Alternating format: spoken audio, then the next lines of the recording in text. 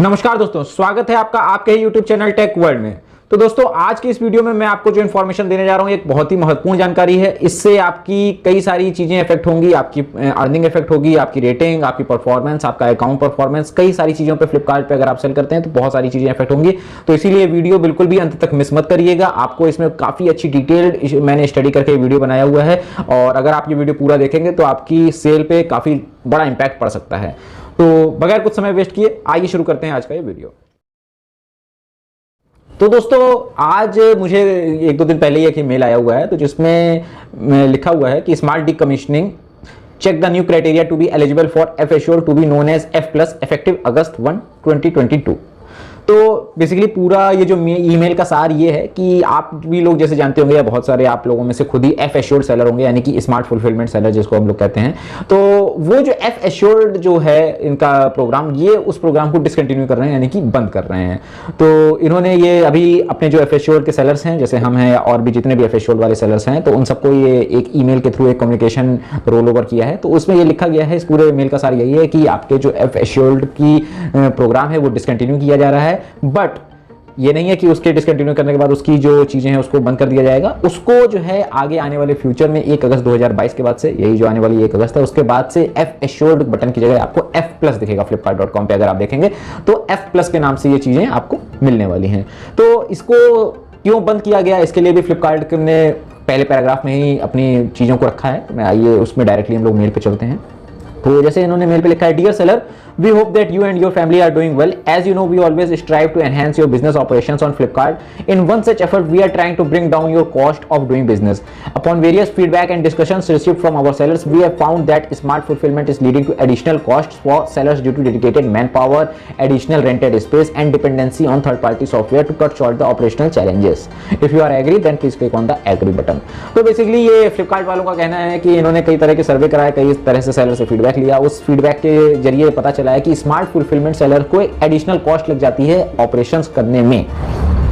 Dedicated man power रखना पड़ता है। तो डेडिकेटेड मैन पावर का मतलब है कि एक बंदा रहेगा जो कि सिर्फ और सिर्फ स्मार्ट फुलफिलमेंट सेलर जैसे ही आएगा उसको ऑर्डर, स्मार्ट फुलफिलमेंट ऑर्डर को प्रोसेस करना होता है, उसकी इनवर्डिंग करनी होगी। कई सारे उसमें मेथड्स होते हैं कि वो आपको डे बाई डे इनवर्डिंग, रिकॉल, कई सारे ऑप्शंस होते हैं। मतलब एक अच्छा खासा इन्वेंटरी मैनेजमेंट सिस्टम होता है, वो करना होगा। तो एक डेडिकेटेड आपका एम्प्लॉय रहेगा। एडिशनल रेंटेड स्पेस, क्योंकि इसमें क्या होता है, जैसे कि अगर आप स्मार्ट फुलफिलमेंट सेलर हैं या जो रह चुके होंगे उनको पता होगा कि इसमें बिन के अनुसार कार्य होता है। तो आपको एक बिन यानी एक रैक जो है एलोकेट करनी होती है, उसी बिन के अकॉर्डिंग आपको सारा प्रोडक्ट को प्लेस करना होता है। जैसे आपका पर्टिकुलर जो SKUs हैं वो ST001, 002, 003 में अगर आपका कोई प्रोडक्ट है तो उसी रैक में ही आपको रखना है, उसी रैक में से निकाल के आपको पैक करना होता है। तो एक एडिशनल आपका जो वेयर हाउसिंग का वर्क होता है वो थोड़ा सा बढ़ जाता है, क्योंकि आपको काफी एक इफेक्टिव मैनर में आपको सारी चीजें रखनी होती हैं, जो कि फ्लिपकार्ट ने अपने स्मार्ट फुलफिलमेंट सेलर के प्रोग्राम में जब आपको एनरोल किया होगा तो उन्होंने जो बताया होगा उसके अनुसार। तो एक स्पेस की भी एडिशनल वो होती है। And dependency on third party software, third party software में एक आपका एडिशनल डिपेंडेंसी होती है उनके सारे ऑर्डर्स को प्रोसेस कराने के लिए।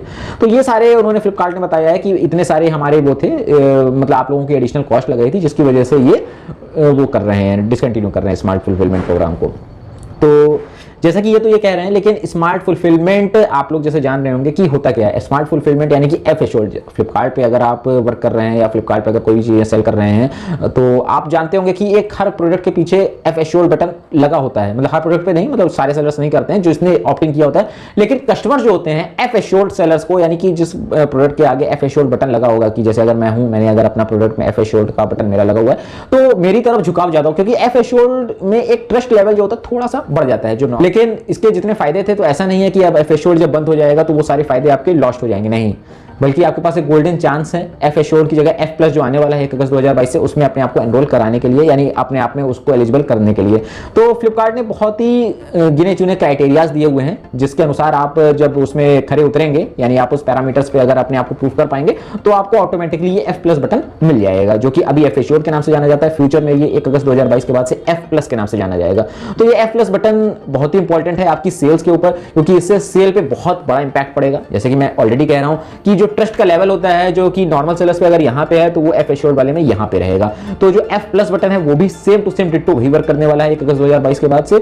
आपको सारी जो इसमें फैसिलिटीज मिल रही थी एफ एश्योर्ड में, वो आगे आपको F+ में मिलेंगी। अच्छा, एक चीज और भी है, जैसे कि फ्लिपकार्ट तो कह रहा है कि भाई सेलर की एडिशनल कॉस्ट लग रही है, इसकी वजह से डिसकंटिन्यू कर रहे हैं, बट मेरा ऐसा मानना है कि भाई क्योंकि अभी जब से लॉकडाउन लगा था कोविड का 2020 के बाद से, 2020 मार्च 2020 के बाद से जब लॉकडाउन लगा था उसके बाद से कोई भी फिजिकल ऑडिट फ्लिपकार्ट ने अपने सेलर्स का नहीं कराया है। मेरा खुद ही कोई फ्लिपकार्ट पे फिजिकल ऑडिट नहीं हो पाया उसके बाद से ये लोग क्या करते थे, ऑनलाइन ही वर्चुअल जो होती थी वीडियो कॉल के थ्रू या फोटोज के थ्रू जो है ईमेल के थ्रू ही ऑडिट होता था।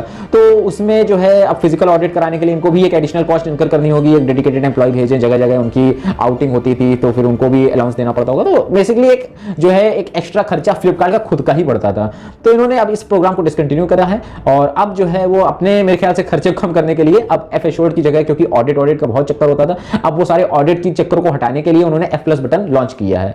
तो आइए पढ़ते हैं मेल में आगे क्या लिख रहे हैं फ्लिपकार्ट वाले। In order to help you in reducing your cost of doing business and improving your order processing experience, we are discontinuing Smart Fulfillment. Yes, you heard it right. You have a chance to save huge on your business operations right now. कैसे कर सकते हैं ये? तो इसके लिए इन्होंने बताया we are sure that this is a positive message for you. Additionally you might be very curious to know how you would get an F assured to be known as F+ in the coming future. मतलब future में आपको कैसे मिलने वाला है। We request you to check the below mentioned eligibility criteria that have to be met from your end. These eligibility criteria would B evaluated by Flipkart on monthly basis. तो ये बहुत ही बेसिक से एलिजिबिलिटी क्राइटेरिया है। जैसे आपकी seller rating होती थी, हर वीक बाय वीक आपका चेंज होता था। जैसे पिछले वीक हो सकता है आपकी 4.1 हो, इस वीक आपकी 4.2 हो गई या 3.9 हो गई, अप एंड डाउन होता रहता था। तो ये उसी जो सेट ऑफ क्राइटेरिया होती तो उसी के आधार पर सेलर रेटिंग चेंज होती थी या बढ़ती थी या घटती थी। तो वही क्राइटेरियाज रखे गए हैं। तो उसके अनुसार ये फ्लिपकार्ट मंथली बेसिस पे ये इवैल्यूएट करते रहेंगे कि आपको F+ बटन मिलने के आप लायक हैं कि नहीं है। तो आइए चलते हैं कि क्या क्या क्राइटेरिया इन्होंने रखे हुए हैं। अच्छा, उससे पहले मैं आपको बता दूं कि इस क्राइटेरिया में इन्होंने अपने जो सेलर्स हैं उनको दो भागों में अलग से डिवाइड कर रखा है। एक ओल्ड सेलर्स जो कि 90 दिनों से पुराने हो चुके हैं, यानी कि 90 दिन जिनके हो चुके हैं, ऐसे सेलर जो कि 3 महीने से पुराने हैं, उनको उन्होंने ओल्ड सेलर्स की कैटेगरी में रखा है। और न्यू सेलर जो कि 90 दिनों के अंदर यानी 3 महीनों के अंदर अभी जस्ट आए हैं, तो उनके लिए थोड़ा बहुत कहीं कहीं रिलैक्सेशन है। बाकी हम लोग बात करते हैं सीधे सीधे कि क्या क्या एलिजिबिलिटी क्राइटेरिया उन्होंने रखे हुए हैं। सबसे पहला जो है वीकली ऑफ। तो अभी देखिए ऊपर इन लोगों ने बात किया कि आप लोगों को वीकली मतलब 7 डेज इन अ वीक आपको ओपन करना पड़ता था, आपकी कॉस्ट बढ़ जाती थी। अब वो वही बोल रहे हैं कि आपको वीकली ऑफ रखना ही रखना है। तो सॉरी नहीं रखना है। तो सबसे पहले इन्होंने है वीकली ऑफ। तो ओल्ड सेलर्स वाली कैटेगरी जो कि 90 दिनों से ऊपर वाली है, तो उस कैटेगरी के सेलर्स के लिए इन्होंने कहा है कि seller has to work for all 7 days of the week और operate from more than 1 zone. More than 1 zone का मतलब है जैसे आप अगर बड़े सेलर हैं, आपका यहाँ पे भी वेयर हाउस है, यहाँ से भी आप ऑपरेट करते हैं, दूसरे सिटी में भी आपका वेयर हाउस है, वहां से भी ऑपरेट करते हैं, तो दो जोन से आप ऑपरेट कर रहे हैं। तो ऐसे सेलर्स जो कि 2 जोन से मतलब 1 जोन से ज्यादा ऑपरेट कर रहे हैं, तो इन्होंने कहा seller has to work for all 7 days of the week और operate from more than 1 zone. या तो 7 दिन आप वर्क करिए, मतलब संडे को भी करिए, बाकी 6 दिन तो इनका ओपन ही ओपन रहता है, संडे को भी ओपन रखिए, या फिर आप मोर देन 1 जोन यानी कि 1 से ज्यादा आप जोन से वर्क कर रहे हो तो आपको 7 days in a week open करने की जरूरत नहीं है। न्यू सेलर्स के लिए क्राइटेरिया क्या है? Seller has to work for all 7 days of the week for the last 30 days और operate from more than 1 zone. तो उसका भी यही है, लेकिन उन्होंने कि इस लास्ट 30 डेज में आपने अगर किया होगा तो उसका वही एलिजिबिलिटी क्राइटेरिया लेके चलेंगे। मैं आपको अभी से ही बता दे रहा हूं, अभी मई है, आपके पास जून जुलाई अगस्त 3 महीने का टाइम है। तो आप अगस्त आते आते तक अपनी जितने भी ये सारी चीजें हैं इसको मेंटेन रख लेंगे तो आपको आगे आने वाले समय में बहुत ही हेल्प होने वाली है।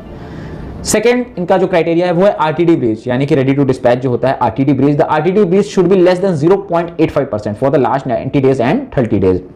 तो ये लोग कह रहे हैं कि आप अगर ओल्ड सेलर्स हैं तो उसके लिए आपका आरटीडी ब्रीच जो है 0.85% से कम होना चाहिए, इससे ज्यादा आप आरटीडी ब्रीच नहीं कर सकते हैं। न्यू सेलर्स में यही आरटीडी ब्रीच जो है वो लेस देन 1% है। थोड़ा सा रिलैक्सेशन नया सेलर्स को दिया हुआ है कि भैया तुम नए सेलर हो अभी, लेकिन पुराने वाले सेलर्स को तो पूरा काम करना ही करना होगा। तो आरटीडी ब्रीच जो होता है, मैं तो कहूंगा कोशिश करिए कि आप कभी भी आप आरटीडी ब्रीच ना होने पाए। बाय द वे कभी हो गया कि कोई इमरजेंसी आ गई तो इस तरह में आप कोई अल्टरनेटिव अपना रखिए, आपके कोई मैनेजर हैं या कोई डेडिकेटेड एम्प्लॉई है, भाई है, या आप घर पे आप इनकी खुद की ऐप है, मतलब कहीं से भी आपको पैकेट जो है आरटीडी ब्रीच कब होता है, जैसे आपका पैकेट निकालने की टाइमिंग अगर 1 बजे तक है या 12 बजे तक है, अगर आपकी 12 बजे तक टाइमिंग है, अगर आपने पैकेट जो है भले आप पैक कराएं या ना कराएं, लेकिन 12 बजे के अंदर अंदर आपको पैकेट जो है हैंडओवर वाली टैब में डालना रहता है। तो पेंडिंग हैंडओवर की टैब में आपका पैकेट 11:59 पर, अगर आपका 12 बजे का टाइमिंग तो 11:59 AM तक आपका वो पैकेट आपका पेंडिंग हैंडओवर में चला जाना चाहिए, अगर आपका 12 बजे कट ऑफ टाइम है। तो मैं कहूंगा कि अगर आप पैक कर पा रहे हैं या नहीं कर पा रहे हैं तो एटलीस्ट आप अपना मोबाइल ऐप यूज करते हुए सेलर फ्लिपकार्ट का जो ऐप है वहां से आप यूज करिए और आप अपना पैकेट को वहां से प्रोसेस करके एटलीस्ट पेंडिंग हैंडओवर टैब में डाल दीजिए, जिससे आपको आरटीडी ब्रीच इंपैक्ट ना होने पाए। नेक्स्ट जो इसका थर्ड इन्होंने क्राइटेरिया घोषित किया है वो है सेलर कैंसिलेशन। तो सेलर कैंसिलेशन में इन्होंने कहा है ओल्ड सेलर्स के लिए जो पुराने हैं उनके लिए कह रहे हैं कि seller cancellation should be less than 0.15% for the last 90 days. New sellers के लिए भी यही सेम क्राइटेरिया है कि seller cancellation should be less than 0.15%। मैं तो कहूंगा कि सेलर कैंसिलेशन होने ही नहीं चाहिए, और इसके लिए सबसे आसान तरीका मैंने अपने पिछले वीडियोस में भी बताया हुआ है, आपको हर बार मैं ये कहता चला आया हूं कि आपको अगर इफेक्टिव मैनेज करना है तो आपको जो सेलर कैंसिलेशन है उसको इफेक्टिव मैनेज करने के लिए आपको इन्वेंट्री मैनेजमेंट बहुत अच्छे से आना चाहिए। इन्वेंट्री मैनेजमेंट का मतलब है कि पहले तो आपको सारे SKUs की आपकी इन्वेंट्री होनी चाहिए, आपके पास सिस्टम होना चाहिए, वर्क होना चाहिए कि किस तरह से, ये नहीं कि आप मैनुअली पर डे एंट्री कर रहे हैं कि मेरे पास आज इतना स्टॉक आया तो मैंने इतना चढ़ा दिया, वो नहीं होना चाहिए। आपको एक सिस्टम के थ्रू ही वर्क करना चाहिए। कोई भी आप थर्ड पार्टी सॉफ्टवेयर ले सकते हैं, या बहुत ही एक छोटी सी आप एक्सेल शीट के थ्रू भी आप अपना स्टॉक मैनेज कर सकते हैं। और जितना भी आपका, जैसे एक पर्टिकुलर SKU में आपके पास 10 स्टॉक है तो आप उसमें 8 डालिए, अगर आपके पास 6 स्टॉक है तो आप उसमें 3 डालिए, 4 डालिए। तो मैं कहूंगा कि 1-2 इन्वेंट्री आप एक्सेस में लेके चलिए, कि हो सकता है लास्ट मोमेंट पे आपकी वो प्रोडक्ट डैमेज निकल जाए, उसमें कुछ क्वालिटी इश्यूज आ जाए या खराब निकल गया, मतलब किसी भी तरह का कोई भी इशू आ गया, या कि किसी दूसरे वेयर हाउस में पड़ा है वहां आप आज नहीं पहुंच पा रहे हैं, तो आप जितना 1-2 एक्सेस क्वांटिटी लेके चलेंगे तो आपको कभी भी सेलर कैंसिलेशन वाला इशू फेस नहीं करना पड़ेगा। बहुत इंपॉर्टेंट होता है फ्लिपकार्ट के पॉइंट ऑफ व्यू से तो है ही है, प्लस अगर आपके कस्टमर्स हैं, अगर आपने ऑर्डर किया, वो उम्मीद लगा के बैठा है या किसी भी ओकेजन के लिए उसने आपसे प्रोडक्ट लिया है, अब वो उसका टाइमली नहीं पहुंचा, तो आपको एक नेगेटिव वे में लेगा, यार ये जो फलाना सेलर है ये तो मेरा टाइमली, इसने मेरा सेलर को, सॉरी, जो मेरा प्रोडक्ट था उसको कैंसिल कर दिया, मैं अब इससे फ्यूचर में इस सेलर से तो कभी ऑर्डर नहीं करूंगा, तो एक नेगेटिव इंपैक्ट जाता है। तो मैं कहूंगा कि आपकी 100% कोशिश होनी चाहिए कि 0% सेलर कैंसिलेशन हो। 0.15 करें, मैं कह रहा हूं 0% होना चाहिए। मेरा खुद का जो है सेलर कैंसिलेशन 0% रहता है, कभी भी आज तक मेरा टिल डेट, इतने सालों से 8-10 साल हो गया मुझे फ्लिपकार्ट पर वर्क करते करते, और भी प्लेटफॉर्म्स है मेरे ई-कॉमर्स के, हर जगह वर्क करता हूं, बट कहीं पे भी सेलर कैंसिलेशन हम नहीं करते क्योंकि हम लोग इन्वेंट्री मैनेजमेंट के थ्रू वर्क करते हैं। नेक्स्ट ऑप्शन आता है इनका, नेक्स्ट क्राइटेरिया जो है वो है reattempt rate. Reattempt should be less than 3%, दोनों में ही, पुराने सेलर नए सेलर दोनों में ही 3% है, लेस देन 3% होना चाहिए। रीअटेम्प्ट रेट के लिए आपको आपके विश मास्टर के साथ एक बॉन्डिंग बना के चलना होगा। आप अपने विश मास्टर का फोन नंबर ले लीजिए। जैसे अगर मेरे ख्याल से अगर रेगुलर ज्यादातर लोगों के यहाँ 1 या 2 ही ऐसे लोग होंगे जो कि आपके रेगुलर बेसिस पे स्विच होकर आपके पास आते रहते होंगे, तो आप उन लोगों का अपने पास नंबर रखिए। कभी आपको देर हो रही है, पैकेट पैक नहीं कर पा रहे हैं, तो आप उनसे रिक्वेस्ट कर सकते हैं कि भैया आज जो है मेरा आपका, अगर आपको इस तरह से कोई दिक्कत हो रही है तो आप उनसे विश मास्टर से कह सकते हैं भैया आज थोड़ा सा मुझे कुछ इशू हो गया है, आपको थोड़ा सा टाइम दे दीजिए। या कोशिश तो वैसे ये करिए कि जो भी उनके आने का टाइम है आपको पता ही रहेगा, तो उससे पहले, जैसे अगर आज के आपको 100 ऑर्डर्स पैक करने हैं तो आप 100 ऑर्डर पैक करके रखिए कि रीअटेम्प्ट ना रखने पाए। जितने भी पेंडिंग हैंडओवर में, रीअटेम्प्ट कब लगता है, जब पेंडिंग हैंडओवर में अगर आपके मान लीजिए 80 पैकेट हैं और आपके 75 ही आपने रेडी किए, 5 हो सकता है आपको इन्वेंट्री ना मिली हो या आपके पैकेट पैक ना हो पाए हो, कोरियर वाला आ गया, विश मास्टर आ गया, वो चला गया, स्कैन नहीं किया, तो अगर वो आपके 80 में से 75 स्कैन करेगा तो 5 ऑर्डर्स का आपको रीअटेम्प्ट लग जाएगा, वो नेक्स्ट डे आपको अटेम्प्ट करेगा उसके स्कैन करने के लिए। तो आप जितना अपने विश मास्टर से बना के चलेंगे, एक अच्छी बॉन्डिंग, कम्युनिकेशन अच्छा रखेंगे, तो आपको ये रीअटेम्प्ट वाली दिक्कतें नहीं आएंगी। मैं अपना पर्सनल एक्सपीरियंस बता रहा हूं, हम लोग अपने विश मास्टर के साथ काफी अच्छी बॉन्डिंग बना के चलते हैं, तो कभी अगर देर सवेर हो भी जाती है, उनसे रिक्वेस्ट कर लेते हैं तो वो लोग थोड़ा सा वेट कर लेते हैं। तो रीअटेम्प्ट रेट का भी इनका एक क्राइटेरिया है जिसकी वजह से आपको F+ बटन मिलेगा या नहीं मिलेगा।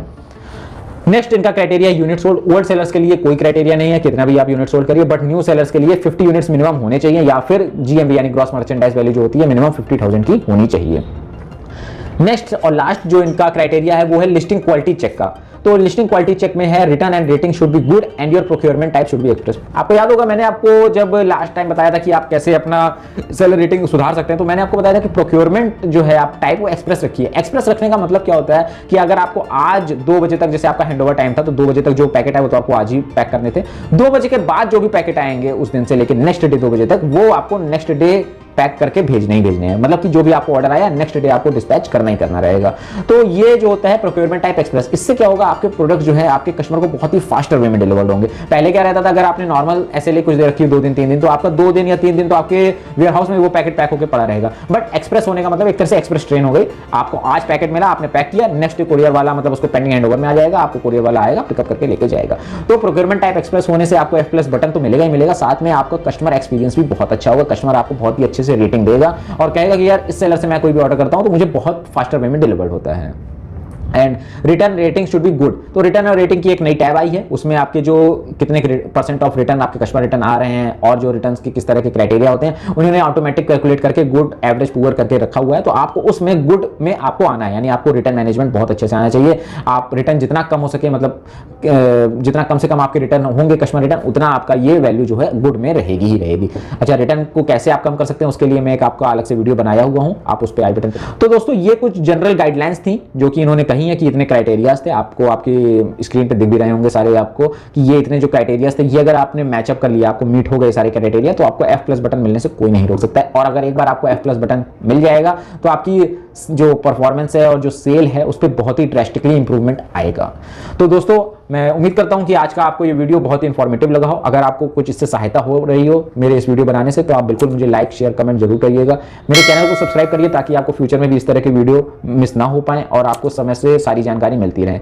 अगर आपको किसी भी तरह की कोई क्वेरी है, कोई आपको चीजें नहीं समझ में आ रही हैं कि क्या कैसे F+ बटन कब मिलेगा, कब चेंजेस होंगे या पहले कैसे था, किसी भी तरह के आपको कोई भी इश्यूज हैं, तो आप बिल्कुल कमेंट बॉक्स में आके नीचे कमेंट करिए। मैं पूरी कोशिश करूंगा कि आपको उसको 1 by 1 वहां पे रिप्लाई करूं। अगर ज्यादा बड़ा टॉपिक होगा तो मैं सेपरेट वीडियो बनाऊंगा। धन्यवाद दोस्तों।